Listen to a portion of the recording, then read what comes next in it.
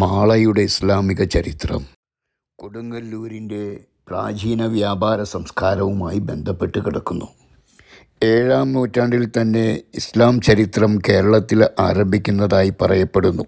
അറബി വ്യാപാരികളിലൂടെയും സൂഫി വര്യന്മാരിലൂടെയും ആണ് മാളയിലെ ഇസ്ലാമിക് ചരിത്രം തുടങ്ങുന്നതും പ്രചരിക്കുന്നതും. 1955 ജൂതന്മാരുടെ തിരിച്ചുപോക്കിന് ശേഷം മാളങ്ങാടി പൂർണ്ണമായും മുസ്ലിം അധീനതയിലായി കഴിഞ്ഞിരുന്നു. അന്ന് ഈ പോസ്റ്റ് ഓഫീസ് റോഡ് ജൂതത്തെരുവായിരുന്നു.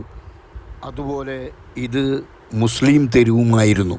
സിനഗോഗും മോസ്കുമായി വെറും 200 മീറ്ററിൻ്റെ വ്യത്യാസമേ ഉള്ളൂ. AD 640 പണി കഴിപ്പിച്ചിട്ടുള്ള കൊടുങ്ങല്ലൂരിലെ ചേരമാൻ ജുമാ മസ്ജിദ് പള്ളിയാണ് ഇന്ത്യയിലെ ആദ്യത്തെ മുസ്ലിം പള്ളിയായി ഗണിക്കപ്പെടുന്നത്. രണ്ടാമത്തേത് മാളയിലെ മുഹീദ്ദീൻ ജുമാ മസ്ജിദ് പള്ളിയും.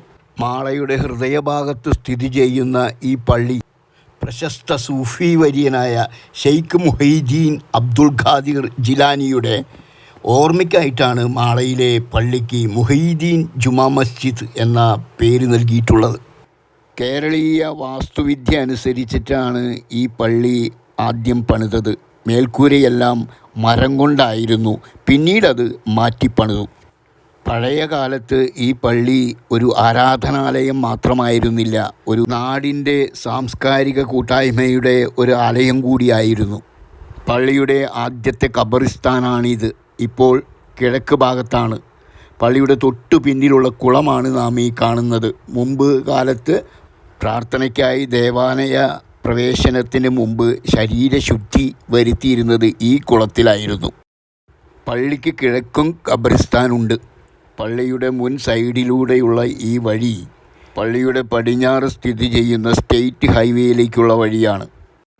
മാളക്കടവും നമുക്കവിടെ കാണാം. മാള ടൗണിന് തെക്ക് ഭാഗത്ത് സ്ഥിതി ചെയ്യുന്ന ഈ പള്ളിയുടെ ചുറ്റും ഒരു സമൂഹവുമായി മുസ്ലിം സമൂഹം വളർന്നതായി നമുക്ക് കാണാം. അറബി ഭാഷയുടെ സ്വാധീനം മലയാള ഭാഷയിലും മാലപ്പാട്ടുകളിലൂടെയും സാംസ്കാരിക പാരമ്പര്യത്തിലൂടെയും മാളയിലെ മുസ്ലിം ജനങ്ങളിൽ പ്രധാന പങ്ക് വഹിച്ചിട്ടുണ്ട്. അമ്പലങ്ങളും ക്രിസ്ത്യൻ പള്ളികളും ജൂത സ്മാരകങ്ങളും എല്ലാം ഒരുപോലെ നിലനിന്നിരുന്ന പ്രദേശമാണ് മാള.